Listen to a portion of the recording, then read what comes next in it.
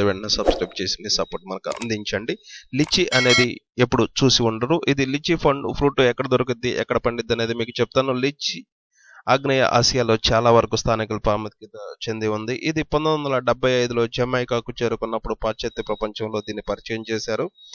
Lychee పండ్లు వాణిజ్యపరమైన ప్రాముఖ్యత 1916లో పండినట్లు దీన్ని చెప్తా ఉంటారు. కొంతమంది మధ్యధర సముద్రం చుట్టూ ఈ చెట్లను సాగు చేసి దక్షిణాఫ్రికా మరియు హవాయిలో వీటిని పండిస్తూ ఉన్నారు.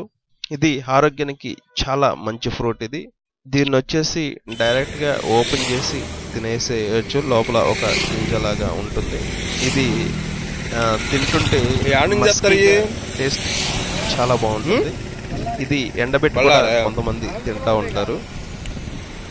Thank you friends. మన ఛానల్ ఎవరు సబ్స్క్రైబ్ చేయకపోతే వెంటనే సబ్స్క్రైబ్ చేయండి. Thank you. లోకల్ అయ్యానా?